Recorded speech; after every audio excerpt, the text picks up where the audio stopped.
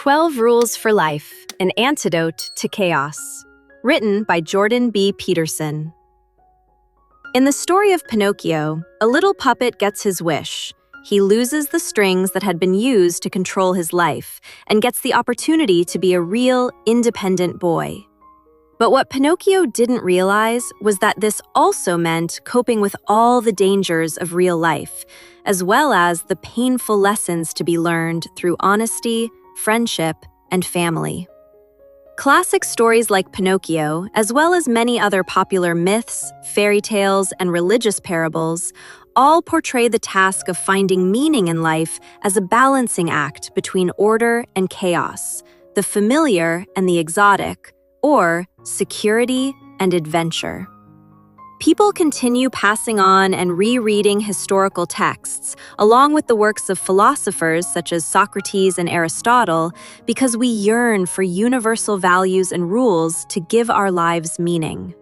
And these are the themes that author Jordan B. Peterson has taken into consideration when making a new list of 12 such values to help modern people through today's chaotic times. In this summary, you'll discover what lobsters can teach us about confidence, what a lotus flower can show us about pursuing meaning in life, and what young skateboarders can tell us about human nature.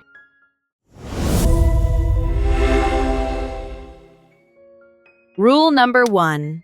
Hierarchies are a common facet of life in societies around the world, so give yourself an advantage with good posture.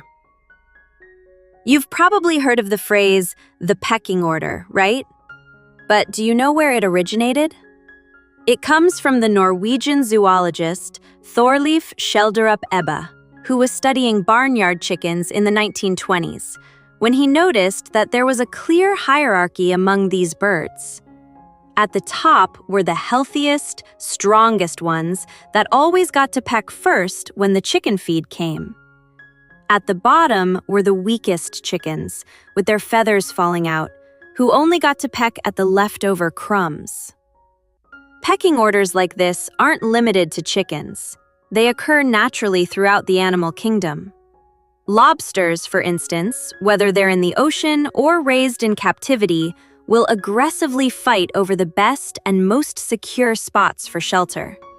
Scientists have found that these competitive conflicts will lead to the winners and losers having different chemical balances in their brains.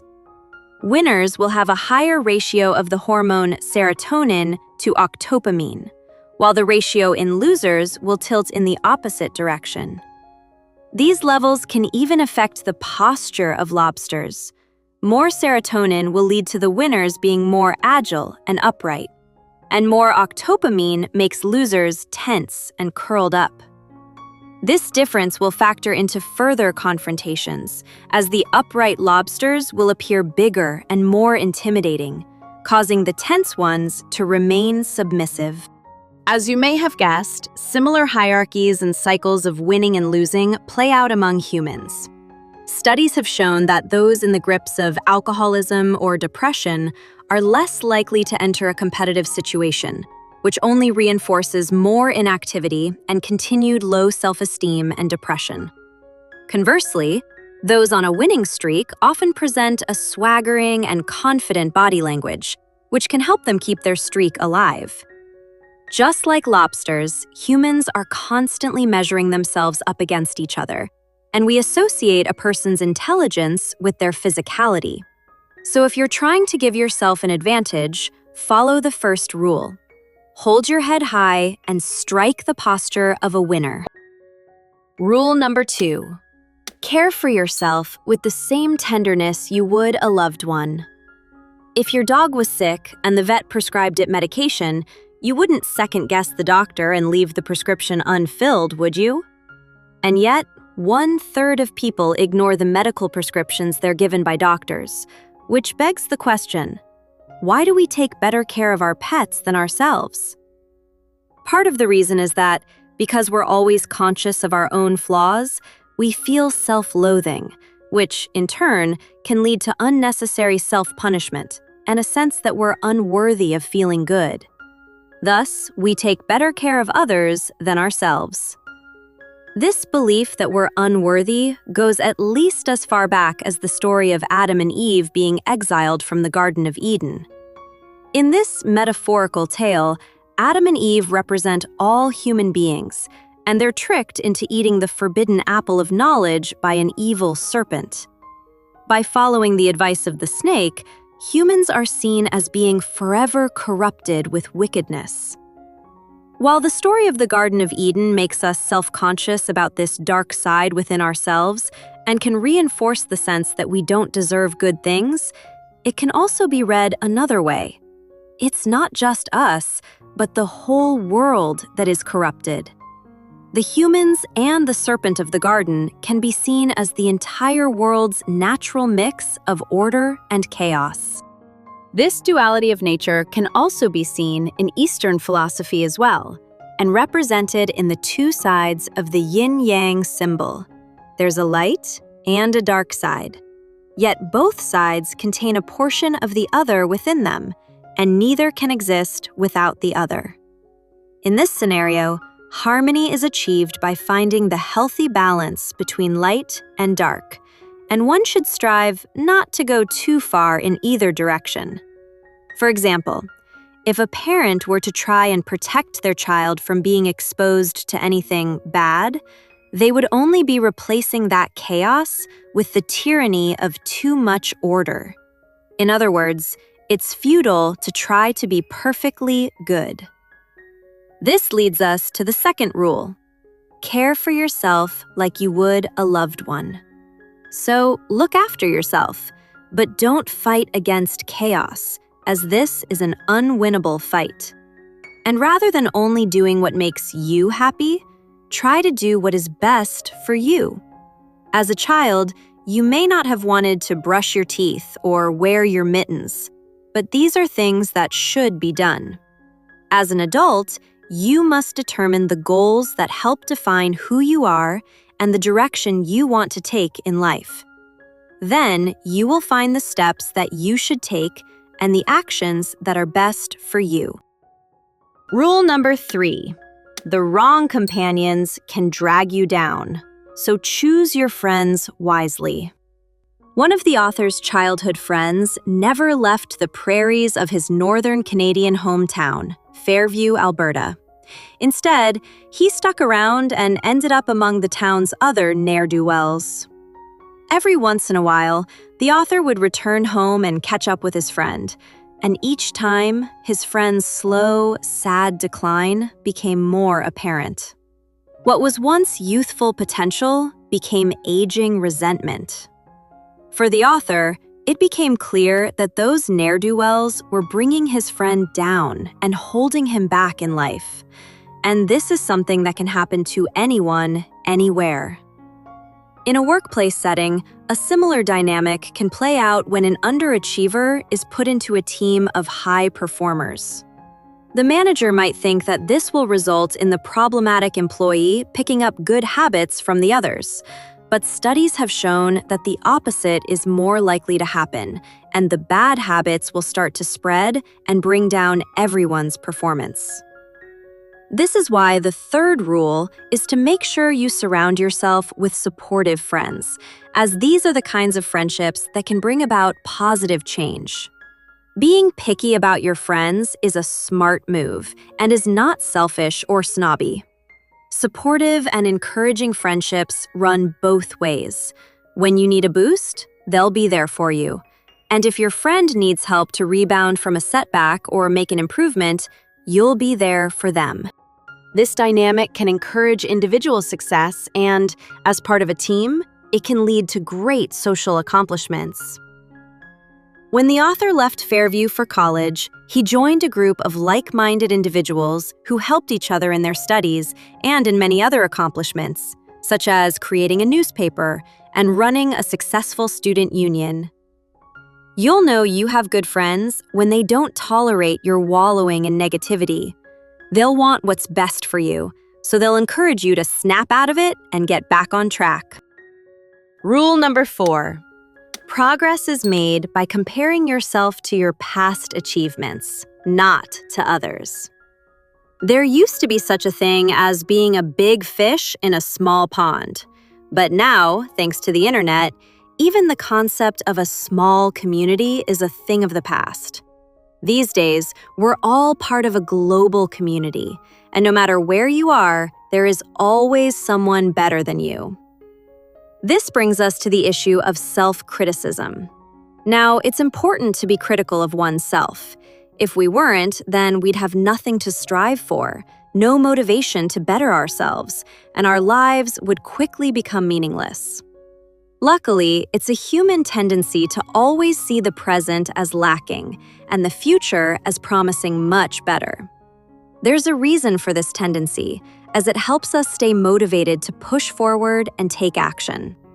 However, self-criticism can get ugly when it becomes all about comparing ourselves to others. When this happens, we quickly lose sight of our progress. First of all, this leads to thinking in black and white terms. We've either succeeded or failed. This prevents us from seeing the incremental improvements that are often small but nonetheless important. Comparisons also lead to losing sight of the big picture by focusing on a single aspect of our lives and blowing it out of proportion. For instance, let's say you're reviewing the past year and notice that you weren't as productive at work as some of your peers.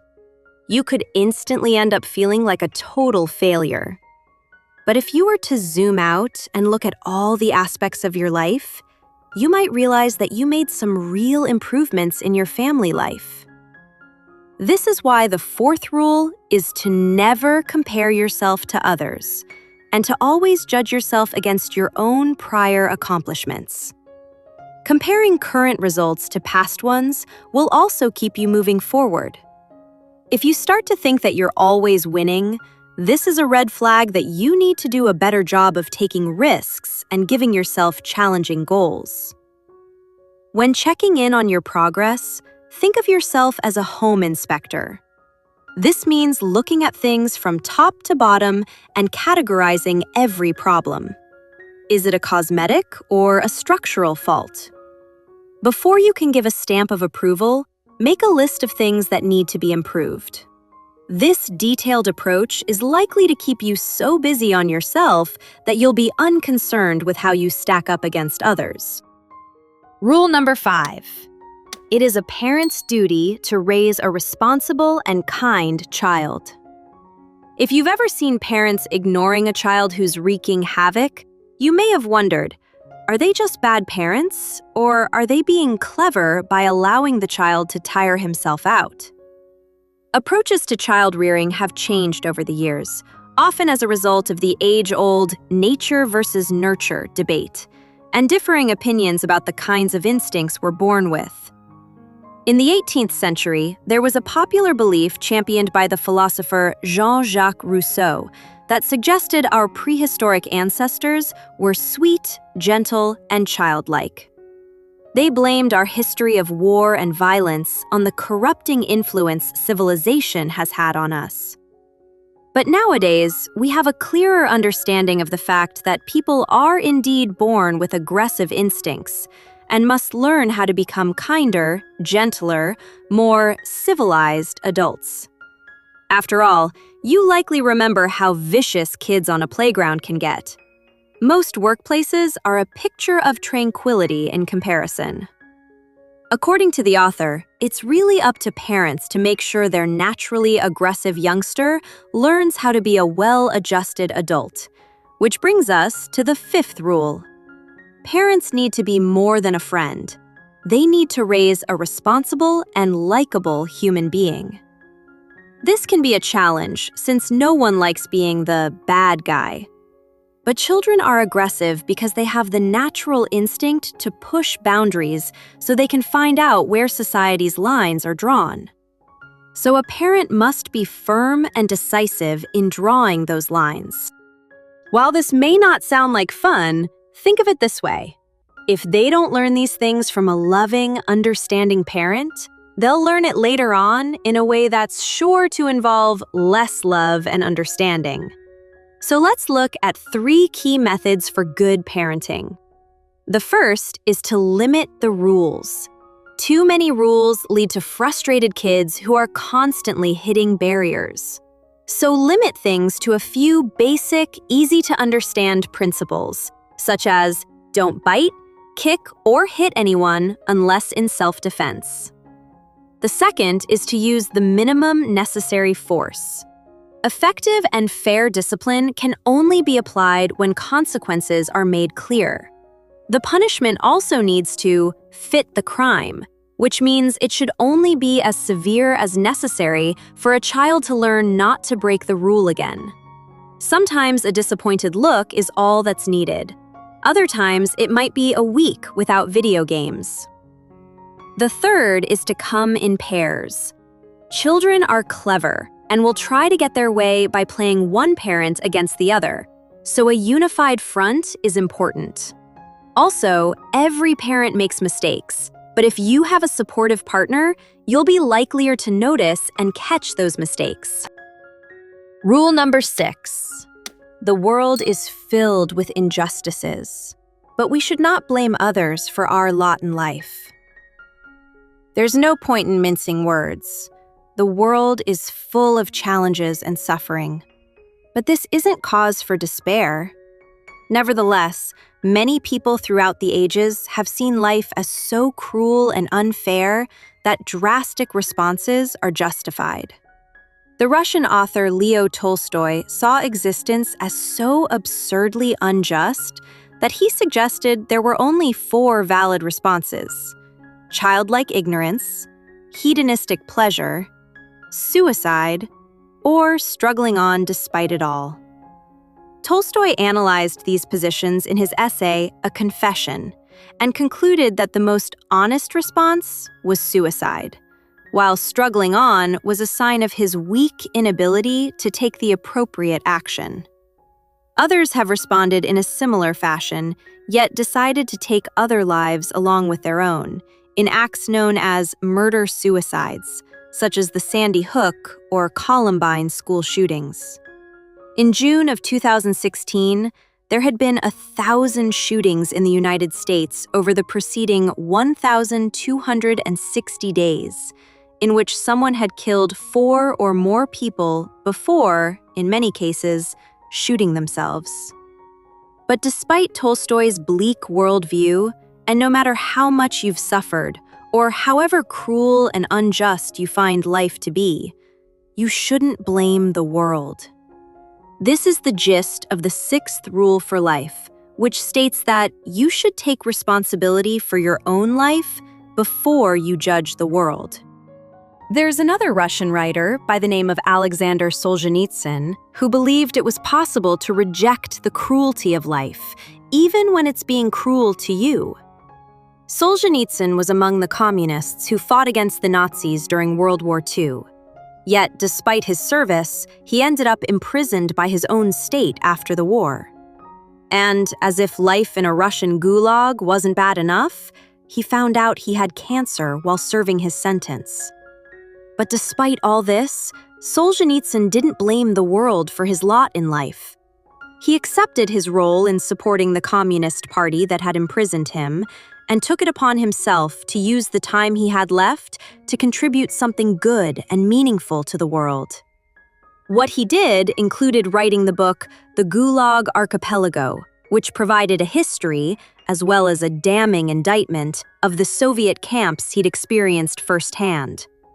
The book played an important role in extinguishing any lingering support that Stalin's brand of communism had among intellectual circles worldwide. Rule number 7. Sacrifice can be a meaningful act, and we should seek meaning over immediate pleasures. Have you heard the story about the monkey who got caught with his hand in the cookie jar? As the story goes, there was a cookie left inside an open jar, and the opening of the jar was just big enough for the monkey's hand to enter, but not big enough for his fist to come back out with the treat in it.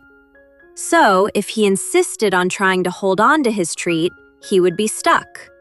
The moral here is that there is a price for greed. The monkey got himself captured because he refused to just let go of the cookie. How different is this from human behavior? How many people pursue pleasures every day that aren't in their best interests? And how many are unwilling to make sacrifices that are in their best interest? One of the side effects of seeing the world as a pit of despair is that it makes it especially easy to justify a life based in immediate pleasures that will make it more bearable. Plus, if it makes you happy, it can't be that bad, right? This is the logic behind binge eating and drinking, drug use, sexual debauchery, and other self-harming behaviors. The other side of this argument is sacrifice, the kind that brings better things in the future by giving up something now. This goes back to ancient times, where tribes would put food aside to make it through the winter or to help those in the community who couldn't hunt or farm. This is another topic heavily represented in the Bible. When God kicks Adam and Eve out of paradise, it's made clear that their original sin is the cause of the harsh and cruel life that everyone must face. However, our suffering in life is the sacrifice we must make so that we may experience the joys of the afterlife. This brings us to Rule 7: seek meaningful goals over instant gratification. Now, you might think this is a simple concept and something that most people already do. After all, we sacrifice our time to go to work and put in hard hours now so that we can take a vacation later on or relax on a beach in the summer. But this goes deeper than sacrificing for your personal gain. There are big and small things we can sacrifice for the greater good, and the bigger the sacrifice, the more rewarding it can be. It can help to think of the lotus flower. This plant starts its life at the bottom of a lake, and inch by inch it escapes the darkness until it breaks through the surface of the water and blossoms in the sun's rays. In other words, stick with something and be ready to make sacrifices to reach your goal, and you will be rewarded. Rule number 8. Lies are a common tool of self-deception, but we should strive toward truthful living. The German philosopher Friedrich Nietzsche believed that you could measure the strength of a person's spirit based upon how much undiluted truth they can tolerate. While truth is often considered a valuable commodity in our culture, we nevertheless tell lies all the time. One of the main reasons for lying to ourselves and to others is to get what we think we want. The Austrian psychologist Alfred Adler called these life lies, and they're characterized as the things we'll do and say to turn a poorly thought-out goal into a reality. For example, you might picture your retirement as taking place on a secluded beach in Mexico with an infinite supply of margaritas. This kind of goal can be so attractive that you'll continue fooling yourself into thinking it's possible, even as events pile up that make it increasingly far-fetched. You could even develop allergies to sun, sand, and booze, but continue lying to yourself about this perfect plan, even though it's not really a plan at all, since you haven't identified any concrete steps that could potentially make it a reality. These kinds of delusions often go hand in hand with our ability to fool ourselves into thinking we already know everything we need to know. This is an especially foolish perspective to have, since it shuts off our natural desire to learn and grow. But worse, and far more evil, things can happen when you're living a life lie and unwilling to recognize the truth. In John Milton's epic poem, Paradise Lost, Lucifer is portrayed as a reasonable character, but one who becomes too proud and enamored with his talents, so much so that he and his followers are kicked out of heaven for daring to challenge God's ultimate truth. This sets up rule number 8: stop lying and be truthful. You don't need to give up each one of your ambitious goals, but you should be flexible so that your goals are realistic and reflect the truth. So, as your understanding and worldview changes, so should your goals. And if your life is off track, it might be time to challenge the current truth you're following, the one that has you feeling weak, rejected, or worthless, and reaffirm your personal truth so that you can get back on the right track. Rule number 9. Conversations are an opportunity to learn and grow, not compete. Thousands of years after his death, the ancient philosopher Socrates is still considered one of the wisest men who ever lived. One of the reasons for this is his belief that the only thing he was certain of was that he knew nothing. And this was a driving force in his conversations and his openness to learn. When you engage in genuine conversation, it should be a similar process to thinking. Thinking things over is essentially listening to yourself as you explore two sides of an issue. So, in a way, you're creating your own internal dialogue, which can be difficult since you need to accurately represent both sides while also remaining objective in your conclusion. This is one big reason why people talk to each other, so that they can more easily present the two sides of an issue and come to a conclusion. Even children will do this. If one kid thinks it would be fun to play up on a roof, they might suggest this idea to a friend who then points out the dangers of this idea. The conversation that ensues allows the child with the original idea to take in the new perspective, consider how likely it is that someone will fall and hurt themselves, and hopefully make the right decision. However, conversations often don't go this way. Instead, one person, or perhaps both people, will refuse to listen and treat the dialogue as a competition they need to win in order to validate their preconceptions. So rather than hearing what the other person has to say, they'll be thinking about what to say next, or act like it's a contest of one-upping each other.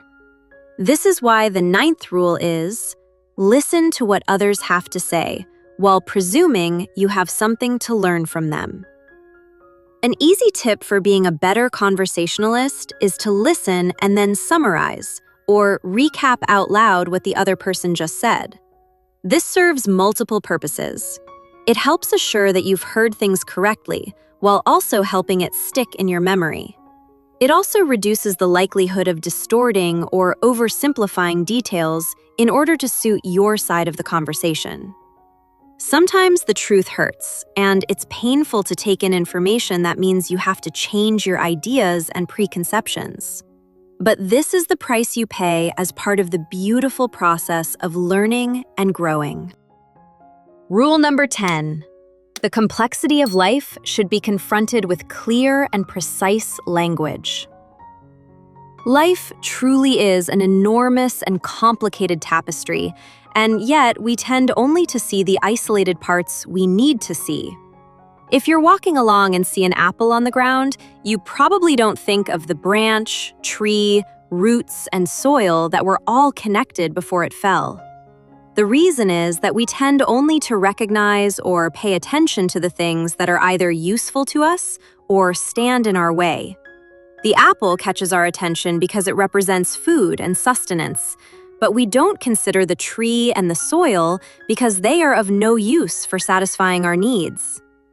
Of course, we can't be thinking of everything all the time. The world is far too complex for that. So the mind simplifies things and makes it easier for us to get on with our lives. However, every once in a while, something can happen to shatter our conception of the world and make things seem chaotic. This is why Rule 10 is extremely important. Use precise language. How does this help? Well, think of the word car. You know what a car is, right? It's a vehicle that gets you from point A to point B. But when this vehicle breaks down halfway between A and B, do you know the precise ways in which a car works? Can you pop the hood and fix this piece of complex machinery? There's a good chance that when your car breaks down, you feel primal urges to curse and maybe even kick the car for not being such a simple thing anymore. This is what happens when things get complex and chaotic. So in order to recover, you must reestablish order by clearly and precisely explaining what went wrong. The same thing needs to happen when your body breaks down and you get sick. There could be any number of problems going on, so you need to tell your doctor the precise symptoms. Does your stomach hurt, or is it a fever? Did it begin after you ate something? What was it? By being precise, you can restore order and take steps to start feeling better. Precise language can make your relationships run more smoothly as well. Does your partner do something that bugs you, like failing to clean up after themselves? The sooner you're honest and precise with them, the easier life will be. Rule number 11. There are bad and oppressive men, but we must avoid suppressing human nature. In George Orwell's The Road to Wigan Pier, the author comes to the conclusion that socialism was attracting defenders in England not because of sympathy for the harsh conditions facing miners, but out of hatred for the rich and powerful. Today, there are similar attitudes toward the male-dominated leadership known as the patriarchy. One influential source of this hatred for the patriarchy is Max Horkheimer of the Marxism-based Frankfurt School, a proponent of so-called critical theory. He felt that education and intellectualism should focus on social change, and instead of working to empower women, it should seek to combat and destroy the powerful oppressors in a culture, that is, the ruling males. Likewise, in humanities courses around the world today, the recommended political action is the dismantling of our macho culture.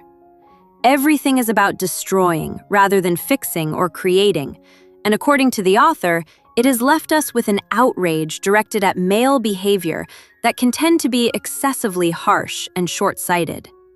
For example, many male students are regularly confronted with hostile accusations of being part of the patriarchy. But the path of righteous change shouldn't involve treating every man as a potential sex offender. While it's true that many men have behaved deplorably, the author argues that men have also used their naturally aggressive attitudes for good, like engaging in healthy competition, exploring dangerous areas, and making much-needed progress. It reminds the author of skateboarders. Outside some of the buildings on the University of Toronto campus, there were amazing skateboarders, showing off admirable fearlessness and a willingness to embrace danger. But then, city officials decided to prohibit skateboarding on the campus. Which brings us to rule number 11. Don't bother young people skateboarding. We can't establish rules that go against the very nature of who we are as people. Our rules should definitely protect us, but they shouldn't do so in a way that suppresses the good qualities in people. We've actually seen a fairly good fictionalized account of what can happen when men are stripped of their masculinity. As the story in Fight Club shows us, aggression can then become a forbidden fruit that manifests itself in fascist tendencies. Another real-world reaction to emasculation is the current resurgence of right-wing politics. The truth is, women don't want boys to grow up without a chance to learn things for themselves and be independent. He posits that every boy has a mom, and what kind of mom would want to care for a dependent man-child? Rule number 12. Life is hard and full of sorrow, so it's important to celebrate the small joys in life. Have you ever had to care for a sick person? It can be one of life's more difficult challenges. The author's daughter has been coping with severe arthritis since she was 6 years old. She has suffered from constant pain, requiring frequent injections and multiple surgeries for joint replacements. If you had a daughter in this situation, you might think life is unfair. But it's important to recognize that the dark bits of pain, suffering, and sorrow are what give the good moments their value. Consider Superman. When this character was first introduced, he was hugely popular. But then, the comic book writers kept giving him power after power until he was virtually invincible. Naturally, readers started to find him super boring. If there is no risk of danger, Superman's victories are hollow. And in the same way, good moments would be meaningless if we didn't have to fight through difficulties and suffering to reach them. This is why it's important to follow Rule 12. Make the best out of even the smallest joys that life offers. By following this rule, you'll be sure to embrace life and appreciate every good thing that comes your way. You'll also be sure to see yourself through the tough times, even when they're prolonged. After years of pain and discomfort, the author's daughter eventually found a new physiotherapist who helped her find greater mobility, a fair amount of normality, and a lot less pain. There may be further complications down the road, but they're both happy to enjoy the improvements for as long as they last. This is the best attitude to have. It's the kind that makes you take your time to stop and pet a cat when you cross one on the sidewalk. Remember, there is no day without the darkness of night, just as there's no order without chaos. There is suffering in life, but it's also what gives meaning to our perseverance and makes the moments of peace so rewarding. Conclusion. Navigating through life is a constant struggle filled with trials and tribulations. And if there's any guarantee in life, it's that there will likely be more troubles around the corner. But there is also beauty and joy to be found, however fleeting these moments may be. All you can do is try your best, be honest and truthful, and avoid being selfish and prideful. It's also important to take responsibility for your own lot in life and not blame the world or others for your shortcomings. Ultimately, it is only you who can improve your life. Ask yourself, how was I wrong? You may not like the answer, but this is a way to keep improving and stay truthful. By asking yourself this question on a regular basis, you'll be able to enjoy the satisfaction of making progress every day as you keep striving to be a better human being. Okay, that's it. If this summary adds some value to your life, then share with others and subscribe for upcoming summaries. Thank you!